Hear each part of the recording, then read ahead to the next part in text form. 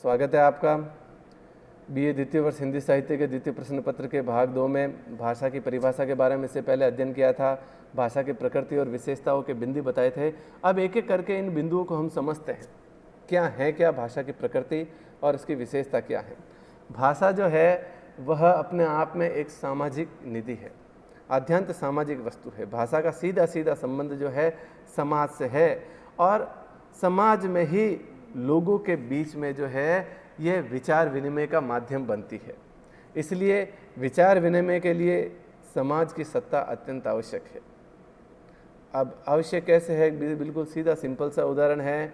अब मैं भाषा जानता हूँ, ठीक है, लेकिन मुझे किसी जो है दुर्दांत जंगल में अकेला छोड़ दिया जाए जहाँ कोई समाज है ना कोई सामाजिक प्राणी है, तब मेरी वो भाषा किस काम की?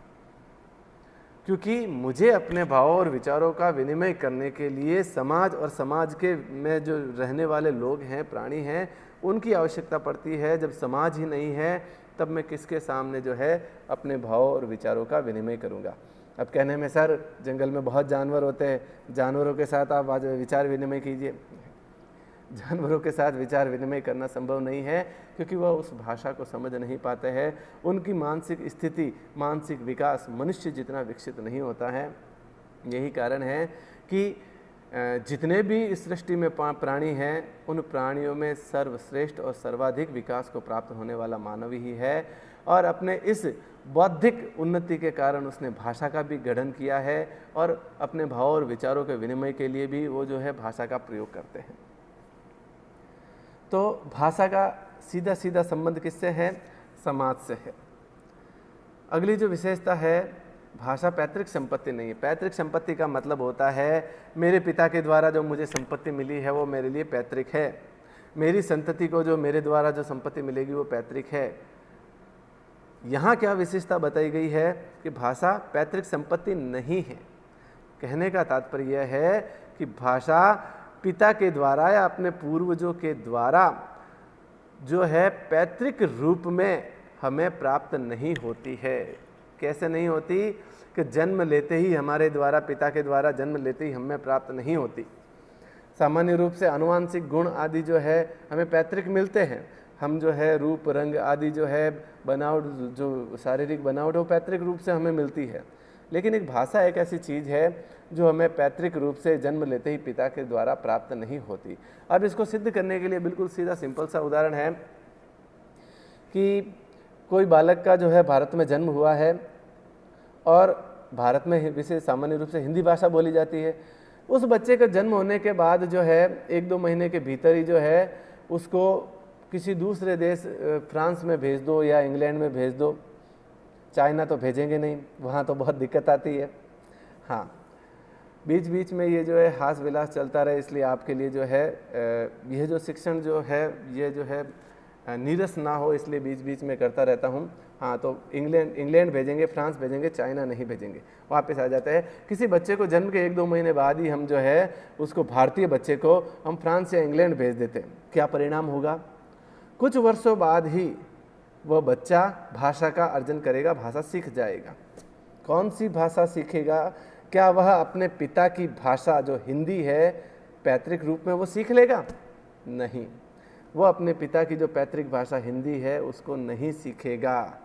वह अगर फ्रांस में रह रहा है तो वो फ्रेंच भाषा को सीख लेगा, वो इंग्लैंड में रह रहा है तो अंग्रेजी को सीख लेगा, लेकिन हिंदी उसको आएगी ही नहीं। इसका मतलब यह है कि भाषा पैतृक संपत्ति नहीं है, पिता के द्वारा प्राप्त नहीं होती है। इसको अर्जित किया जाना पड़ता, अर्जित करना पड़ता है। समाज और परिवार में रहकर, हम जिस समाज और परिवार में रहते हैं उस समाज में जो भाषा बोली जाती है वो अर्जित की जाती है। इसलिए भाषा जो है पैतृक संपत्ति नहीं है। तीसरी विशेषता क्या है? भाषा अर्जित वस्तु है। भाषा का अर्जन करना पड़ता है, उसको अर्जित किया जाता है। जैसे पैसे कहते हैं ना कि भाई पैसे कमाने पड़ेंगे, तो भाषा को भी कमाना पड़ता है। कमाना मतलब, कमाना इतना सटीक शब्द नहीं है, इसके लिए सटीक शब्द अर्जित है, लेकिन आपको अर्जित समझ में नहीं आया इसलिए मैंने कहा कमाना। क्योंकि भाषा जन्मजात वस्तु नहीं होती है, उसको अर्जित करना पड़ता है, उसको सीखना पड़ता है और यह नैसर्गिक शक्ति के द्वारा होता है। मानव में वो नैसर्गिक शक्ति है। छोटा बच्चा जन्म लेता है, अपने जैसे जैसे बड़ा होता है अपने माता पिता, परिवार, कुटुंबजन है, दादा दादी, नाना नानी, भाई बहन, इन सब के द्वारा जो भाषा व्यवहार में प्रयुक्त की जाती है वह उनको जो है देखता है, उनका अवलोकन करता है, उनको सुनता है और उनको जिस प्रकार वो बोलते हैं उस प्रकार वो बोलने का प्रयास करता है। और धीरे धीरे देखो, आपने देखा होगा आपके घर में भी छोटे बच्चे हो तो कैसे सीखता है।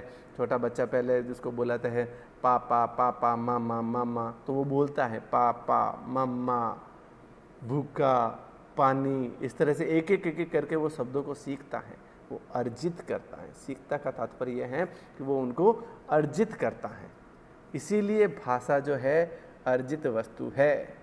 अब अर्जित वस्तु कैसे है, इसका एक और बढ़िया उदाहरण है। किसी परिवार में जो है 2 बच्चों का जन्म हुआ। एक बच्चों को हमने जंगल में छोड़ दिया, जंगल में परवरिश हो रही है। दूसरा बच्चा परिवार में पल रहा है। परिवार में पलता हुआ बच्चा जो है वह अपने आसपास परिवेश जो है, अपने माता पिता, भाई बहन और जो परिवार के कुटुंबीजन है उनके द्वारा जो व्यवहार में प्रयुक्त की जाने वाली भाषा है उनको वो अर्जित कर लेता है, सीख जाता है। हिंदी सीख जाता है, मारवाड़ी सीख जाता है, गोडवाड़ी सीख जाता है। वहीं दूसरा बच्चा जो है जिसको जंगल में छोड़ दिया गया है वह बच्चा भाषा को अर्जित नहीं कर पाता है। वह भाषा ना तो हिंदी सीख पाता, वो बच्चा ना तो हिंदी सीख पाता है, ना मारवाड़ी ना गोडवाड़ी। क्यों? क्योंकि वहाँ पर अर्जन करने के लिए ना तो समाज है ना ही समाज के लोग हैं। तो वो जानवरों की तरह ही, जैसे पशु जिस प्रकार इशारों के द्वारा और ध्वनि के द्वारा एक दूसरे से संकेत करते हैं, पशुओं के समान ही वह बच्चा संकेत करता है। जैसे वो मोगली, छोटे बच्चों की कहानी आती है ना मोगली, मोगली में तो फिर भी वो भाषा बोलता है क्योंकि वहाँ पर जानवरों को भी बोलता है, वो बताया गया। लेकिन वह जो है जंगल में जो रहने वाले हैं वह सीख नहीं पाते हैं क्योंकि अर्जित वस्तु उसको अर्जन करना पड़ता है और अर्जन करने के लिए समाज नहीं है उनके पास। इसलिए भाषा जो है आद्यांत क्या है, सामाजिक वस्तु है और अर्जित वस्तु है। अब भाषा जो है परंपरागत वस्तु है, संपत्ति है। इसकी प्रवाह जो है, धारा प्रवाह जो है निरंतर बहती रहती है, चलती रहती है। अब इसको समझना आवश्यक है कि कैसे है परंपरागत संपत्ति। देखो, एक तरफ तो मैं कह रहा हूँ अर्जित है, सीखनी पड़ती है। एक तरफ मैंने कहा है पैतृक, इससे पहले वाले शब्द में कहा पैतृक नहीं है। पैतृक का मतलब है जन्म लेते ही वो बालक सीख जाना चाहिए। जैसे सचिन तेंदुलकर का बेटा है, जरूर नहीं है कि सचिन तेंदुलकर ही बने, उसको क्रिकेट सीखना पड़ेगा, तभी वो जो है वो क्रिकेटर बन सकता है। तो भाषा ना तो परंपरागत भाषा जो है पैतृक संपत्ति नहीं है, लेकिन परंपरागत संपत्ति है। परंपरागत संपत्ति कैसे है कि हम अपने पूर्वजों से अर्जन करते हुए, अर्जित वस्तु है इसलिए पूर्वजों से अर्जन करते हुए हम भाषा को जो है क्या कर सकते हैं, सीख सकते हैं। तो परंपरा से जो मैंने भाषा सीखी अपने माता पिता के द्वारा, मेरे माता पिता ने उनके माता पिता के द्वारा, उनके माता पिता ने उनके माता पिता के द्वारा, तो ये परंपरा से चली आ रही जो है, जैसे सरिता जी की धारा जो है अजस्र धारा निरंतर प्रवाहित होती रहती है, नदी की धारा, और वैसे ही ये धारा निरंतर, भाषा की धारा जो है निरंतर प्रवाहित होती रहती है और हम अपने पूर्वजों से इसका अर्जन करते रहते हैं, सीखते रहते हैं।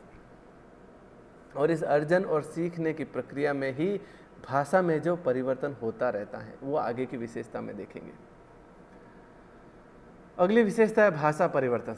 जो भी मैंने कहा कि इस पूर्वजों से, उनके पूर्वजों से, उनके पूर्वजों से जो ये सीखने की परंपरा चली आ रही है, वह सीखने की परंपरा समय सापेक्ष, समय के साथ जो सीखते चले आ रहे हैं उसमें भी निरंतर परिवर्तन होता रहता है।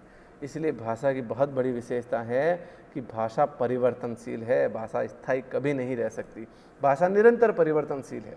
हम आगे अध्ययन करेंगे कि जब भाषा वैज्ञानिकों ने भाषा की उत्पत्ति, उद्भव के बारे में जब अध्ययन किया, तब उन्होंने किसी एक मूल भाषा जो है वो, उस मूल भाषा को तो नहीं ढूंढ पाए कि इस मूल भाषा से विश्व की सारी भाषाओं का निर्माण हुआ, लेकिन कुल 13 ऐसी मूल भाषाओं को ढूंढने में कामयाब हो गए जिनसे वर्तमान में विश्व में बोली जाने वाली जितनी भी भाषा है उन भाषाओं की उत्पत्ति समय के साथ हुई। समय के साथ परिवर्तन होते हुए उन भाषा की उत्पत्ति हुई। तो देखिए हमारे भारतवर्ष में भी जो है आर्यों से ही जो है संस्कृत भाषा का प्रचलन था। पहले वैदिक संस्कृत भाषा का प्रचलन हुआ, फिर लौकिक संस्कृत, फिर समय के साथ भाषा में परिवर्तन होता गया, फिर पाली भाषा आई, फिर प्राकृत भाषा आई, फिर अपभ्रंश भाषा आई, वर्तमान में हिंदी भाषा बोल रहे हो, और आगे जो समय के साथ जो है इसमें परिवर्तन होते रहेंगे। तो यह जो है वैदिक संस्कृत, लौकिक संस्कृत, पाली, प्राकृत, अपभ्रंश की ये जो चली आ रही है भाषा में परिवर्तन, यह विशिष्टता को दर्शाता है, भाषा की परिवर्तनशीलता को। बहुत बढ़िया उदाहरण क्या है, संस्कृत में जो है, जो हमारा जिसमें हम रहते हैं उसे कहते हैं गृहम। संस्कृत में जो आज से 1500 वर्ष पूर्व जो है 1500 वर्ष ईस्वी पूर्व जो है संस्कृत भाषा बोली जाती थी, जिसमें हम रहते हैं उसे गृहम कहते थे। समय में परिवर्तन के साथ वैदिक संस्कृत, लौकिक संस्कृत, पाली, प्राकृत, अपभ्रंश होते हुए आज वही गृहम जो है समय के साथ परिवर्तित होता गया। गृहम से गहम बना, घम से घम बना, घम से गह बना, और घ से जो है क्या बन गया, घर बन गया। यह परिवर्तन की प्रक्रिया है। गृहम धीरे धीरे परिवर्तन होता गया और क्या बन गया, घर बन गया। और यह जो है गृहम से घर बनना, बिंदु, संस्कृत में जो पानी की एक जो है ड्रॉप है उसको बिंदु कहा जाता था, पेन से लिखा गया है उसको बिंदु कहा जाता था। वो बिंदु जो है क्या बन गया, समय के साथ आज बूंद बन गया है। जो संस्कृत में जो साग कहा जाता था वो आज हमारा क्या बन गया है, साग बन गया है। और जो संस्कृत में जिसे मेघ कहा जाता था आज क्या कहा है, मेह आ गया है, यानी बादल आ गए हैं। यह जो ध्वनियों में परिवर्तन हो रहा है यह भाषा की परिवर्तनशीलता को दृष्टिगत करता है, भाषा की परिवर्तनशीलता को सूचित करता है कि भाषा जो है निरंतर परिवर्तित होती रहती है। और यह परिवर्तन होता है हमारे प्रयत्न लाघव के कारण और मुखसुख के कारण। मुखसुख यानी हमारे मुख विवर में ये रहता ही है, ये जो है हमारे व्यवहार में है कि किसी न किसी चीज़ को सरलता से देखें। अगली विशेषता में देखो पता चल जाएगा क्या है। भाषा का प्रवाह अच्छिन्न है, अविच्छिन्न है। सरिता की द्वारा जो है वह भाषा का प्रवाह निरंतर चलता रहता है और उसका कोई अंतिम स्वरूप नहीं होता है। क्यों नहीं होता, क्योंकि भाषा जो है परिवर्तनशील है। इस परिवर्तनशीलता के कारण ही भाषा का कोई अंतिम स्वरूप नहीं होता है। जो संस्कृत का गृहम है वो गम, गह और घर बन गया, हो सकता है आने वाले 200 और 400 वर्षों बाद जो घर है वो घर घर न रहकर घ हो जाए, क्योंकि हमें जो है वो प्रयत्न लाघव और मुख सुख की जो है प्रवृत्ति मानव स्वभाव की प्रवृत्ति है। हम जो है सरलता से किसी शब्द का उच्चारण करने में अधिक जो है सुगमता को महसूस करते हैं। तो भाषा का कोई अंतिम स्वरूप नहीं है। जो अभी हिंदी में जो है शब्द चल रहा है, एक बहुत अच्छा उदाहरण देता हूँ, डाक घर। वैसे अब तो बोलने लगे पोस्ट ऑफिस जाना है, वो दूसरी भाषा का शब्द है जिसको आत्मसात कर लिया हिंदी भाषा ने। लेकिन डाकघर की बात करें तो मूल शब्द है, जब लिखते हैं तब हम ऐसे ही लिखते हैं डाक घर, लेकिन जब हम इसका उच्चारण करते हैं तो वो डाकघर उच्चारण नहीं होता है, उसका उच्चारण हम करते हैं डाकघर। आ गया क्या, डाकघर कहाँ है, यानी कि क का जो है हम लुप्त कर देते हैं, क का उच्चारण साइलेंट करके डाकघर कहाँ है। यह प्रवृत्ति धीरे धीरे हुई है, एक साथ नहीं हुई है, समय के साथ ये जो है परिवर्तन होता गया। इसीलिए भाषा का प्रवाह अविच्छिन्न रूप से चलता है और उसका कोई जो है अंतिम स्वरूप नहीं होता है। जब से भाषा आरंभ हुई है तब से वो अविच्छिन्न रूप से चली आ रही है और तब से ही उसमें निरंतर परिवर्तन होता आ रहा है। यही कारण है कि जब तक समाज रहेगा तब तक भाषा का प्रवाह ऐसे ही चलता रहेगा और इसका प्रभाव भी जो है वह ऐसे ही कालजयी रहेगा। अगली परिभाषा देखते हैं भाषा की क्या है कि भाषा व्यवहार एवं अनुकरण के द्वारा सीखी जाती है। देखो छोटा बालक जो है कैसे सीखेगा, व्यवहार और अनुकरण के द्वारा। पापा, माँ बोलती है, माँ सिखाती है बेटा बोल मम्मा, मम्मा, पापा, तो बालक प्रयास करता है, वो अनुकरण करने का प्रयास करता है, वो अपने व्यवहार में उस चीज़ को लाने का प्रयास करता है, अनुकरण करता है। अनुकरण करते हुए वो बोलता है पापा, मम्मा, दादा, दादी, इस तरह से। तो क्या है ये अनुकरण की जो प्रवृत्ति है, उस अनुकरण की प्रवृत्ति के माध्यम से जो है हम भाषा का जो है सीखते हैं और भाषा को अर्जित करते हैं। भाषा की जो अगली विशेषता है भाषा कठिन से सरल तथा स्थूल से सूक्ष्म की ओर चलती है। ये कठिन से सरल जो है, गृहम से आप समझ में आ जाएगा आपको, गृहम के जो उदाहरण से, कि जो संस्कृत का गृहम था, हिंदी में घर कैसे बन गया, वो कठिन से सरल के नियम के कारण गृहम के उच्चारण में हमें बहुत अधिक प्रयत्न करना पड़ता है। ग का उच्चारण, फिर उसके नीचे ऋषि वाला गृह, फिर हम, फिर म, गृहम। घर ज़्यादा प्रयत्न नहीं करना पड़ा, गृहम जीवा को टेढ़ा करके उच्चारण करना पड़ा, और घर में घर कोई उच्चारण में ज़्यादा प्रयत्न नहीं करना पड़ा। तो ये क्या है, ये कठिन से सरल की ओर जो है भाषा की प्रवृत्ति है। जो कठिन शब्द है उनका उच्चारण, हमें उच्चारण में जब कठिनता आती है तो धीरे धीरे, ऐसा नहीं है कि एक समय विशेष की हम सीमा बांध के नहीं इसके बाद गृहम से घर हो गया, नहीं, ये समय सापेक्ष हुआ। समय में परिवर्तन होने के साथ साथ ये जो परिवर्तन है निरंतर चलता रहा, और यह जो परिवर्तन है सैकड़ों और हजारों वर्षों की प्रक्रिया से जो है ये गृहम से घर बना है। स्थूल से सूक्ष्म की ओर चलती है। जो स्थूलता है भाषा की, उस स्थूलता के स्थान पर सूक्ष्मता आ जाती है, सरलता आ जाती है। जैसे राजेंद्र राजेन बन गया, सत्येंद्र सतेन बन गया। तो मनुष्य जो है भाषा में क्या करने लग गया, सूक्ष्मता की ओर बढ़ता चला गया। अगली जो है विशेषता देखते हैं, भाषा संयोगावस्था से वियोगावस्था की ओर जाती है। इसको समझना जरूरी है, संयोगावस्था और वियोगावस्था है क्या। संस्कृत में जाते हैं, वहाँ से हम इसको आसानी से समझ पाएंगे कि संस्कृत में जो है मूल धातु, पद, प्रकृति और प्रत्यय सारे जो है एक साथ मिले हुए होते थे। जैसे हम हिंदी में कहते हैं राम ने, राम फिर ने, दोनों अलग। संस्कृत में क्या होता था, रूप चलते थे, रामः रामो रामा, रामम रामो रामान। आपको यदि याद हो तो रामः विसर्ग लगना, वो विसर्ग किसकी ओर संकेत करता है, राम शब्द के साथ ही विसर्ग लगा हुआ है, राम शब्द के साथ ही। ये इसकी एक और दिक्कत है, वीडियो बनाते हुए बीच में भाई जी आगे डिस्टर्ब कर दिया उन्होंने। चलिए कोई बात नहीं, वापस आते हैं। संयोगावस्था से वियोगावस्था की ओर जाती है। संस्कृत में जो राम है, राम ने, तो रामः, राम को, तो रामम। क्या हुआ, उसका प्रकृति और प्रत्यय जो परसर्ग है वह संस्कृत में उस शब्द के धातु के साथ जुड़े हुए हैं, संयोग अवस्था में है। लेकिन समय के साथ वो जो संयोग अवस्था में जो प्रकृति प्रत्यय और जो परसर्ग थे जो जुड़े हुए थे वो अलग अलग हो गए। जो संस्कृत में राम जो राम को बोलने के लिए संस्कृत में जो रामम था, यानी राम को, वो हिंदी तक आते आते राम और को दोनों क्या हो गए, अलग अलग हो गए। तो भाषा की ये जो स्थिति है संयोगावस्था से वियोगावस्था, संयोगावस्था में रामम और वियोगावस्था में राम को। तो वैदिक संस्कृत और लौकिक संस्कृत में जो इसकी जो विशेषता थी भाषा की, वो भाषा संयोगावस्था में थी, जिसमें मूल धातु, पद, प्रकृति, प्रत्यय जो है परसर्ग सारे जुड़े हुए होते थे, समास युक्त होते थे।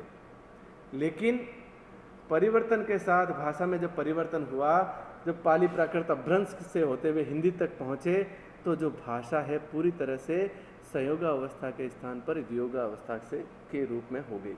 तो जो संस्कृत में जो संयोगावस्था थी वो हिंदी तक आते आते किस अवस्था में हो गई, वियोगावस्था में। इसे कहा जाता है भाषा संयोगावस्था से वियोगावस्था की ओर जाती है, जिसमें अलग अलग जो है पद, प्रकृति, प्रत्यय जो है वो लिखे जाते हैं। प्रत्येक भाषा का स्वतंत्र ढांचा होता है। हिंदी भाषा है उसके ध्वनि प्रतीक चिन्ह जो रूढ़ हो रखे हैं बिल्कुल अलग है, अंग्रेजी के बिल्कुल अलग होते हैं, या फ्रेंच, जर्मन आदि जितनी भी भाषाएं हैं उनके जो है सारी जो भाषाएं हैं उनका ढांचा जो है अलग अलग होता है। द्वेद रचना, द्वेद रचना से तात्पर्य कोई भी जो समाज की जो है भाषा की रचना है वो ध्वनि और शब्दों और पदों से हुई है। मुख से उच्चारित होने वाले ध्वनि और फिर उनसे जो शब्द और पद बने हैं उसके द्वारा ही जो है भाषा जो है उसका निर्माण हुआ है।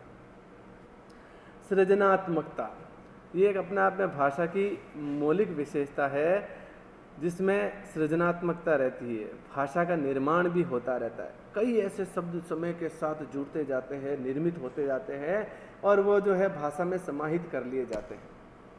अब जैसे ये, जैसे अंग्रेजी का है माउस, माउस का मतलब तो चूहा होता है, लेकिन अब इस कंप्यूटर के जो उपयोग में आने वाली ये वस्तु है, उस समय तो संस्कृत के समय, प्राचीन समय में नहीं थी ये, तो अब ये आने लग गई है प्रयुक्त में, तो इसका नाम भी दे दिया। तो समझने का तात्पर्य यह है कि कई ऐसी वस्तुएं होती है जिनको नए नए नाम दिए जाते हैं, तो ये भाषा की सृजनात्मकता की विशेषता है। भाषा वो रूढ़ नहीं, वही नहीं रहती है जो वैदिक संस्कृत के समय थी, वो के वो शब्द अब भी वही शब्द होंगे, नहीं, उनमें नए नए शब्दों का निर्माण होता जाता है भाषा के कलेवर में, और भाषा का कलेवर जो है वो बढ़ता जाता है, उसका शब्द भंडार जो है वो निरंतर बढ़ता जाता है। रूप रचनागत विशिष्टता, भाषा की जो है रूप रचनागत विशेषता उसके स्वतंत्र ढांचे का एक अंग मात्र है। प्रत्येक भाषा की रचना संबंधी विशेषताएं जो है वह अलग अलग होती है। हर भाषा अपने आप में अलग होती है, उसके लिपि चिन्ह भी अपने आप में अलग होते हैं। वैसे भाषा और लिपि दोनों अलग अलग है, इनको एक साथ करके जोड़ा नहीं जा सकता। क्यों नहीं जोड़ा जा सकता?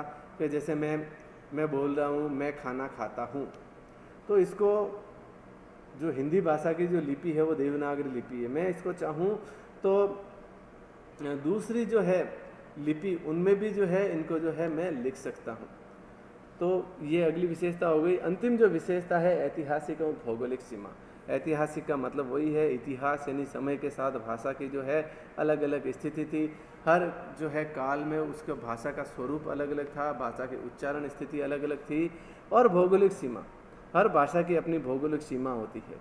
आप मारवाड़ जोधपुर जाओगे तो वहाँ मारवाड़ी का उच्चारण होता है, हिंदी के साथ साथ मारवाड़ी बोली जाती है। पाली जाते हैं, पाली में आते हैं तो मारवाड़ी, और थोड़ा सा सुमेरपुर की तरफ जाते हैं तो गोडवाड़ी। मारवाड़ी में कहते हैं कहीं खायो, गोडवाड़ी जाते को खा दो, को पी दो, है कि नहीं है? तो ये कितना अंतर है, 20, 25, 50 किलोमीटर है। यहाँ पाली की भौगोलिक सीमा और उस गोडवाड़ क्षेत्र की भौगोलिक सीमा आते ही वहाँ की भाषा में परिवर्तन हो गया। आप जो है सीकर साइड में जाओगे तो वहाँ ये कहेंगे के खा दो, के यानी क्या खाया, तो ये क्या है, हिंदी में क्या खाया, कहीं खायो, को खा दो, ये इस तरह से क्या है, भौगोलिक है। भौगोलिक क्षेत्र के अनुसार भाषा के स्वरूप, उसके उच्चारण में भी परिवर्तन होता रहता है। हमारे राजस्थान में राजस्थानी बोली जाती है, गुजरात में जाएंगे तो वहाँ पर गुजराती जो है बोली जाएगी, थोड़ा सा और आगे जाएंगे तो महाराष्ट्र में मराठी बोली जाएगी। हर भाषा की अपनी भौगोलिक सीमा होती है, भौगोलिक क्षेत्र होता है, उस क्षेत्र विशेष के आधार पर जो है भाषा का उच्चारण होता है। तो विवेचन से यही है कि भाषा जो है वह मानव विचार विनिमय का साधन है, और इसकी जो प्रकृति है, जो विशेषता है, इसके कारण ही भाषा जो है वह मानव विचारों को विनिमय करने का सशक्त माध्यम बनती है। तो भाषा की परिभाषा, उसकी प्रकृति और विशेषता क्या है, उसके ऊपर इतना ही। अगला जो टॉपिक है हम भाषा के स्वरूप पर चर्चा करेंगे, मूल भाषा, राजभाषा जो है, संपर्क भाषा, इस तरह से इनके ऊपर चर्चा करेंगे। आज के लिए इतना ही, धन्यवाद।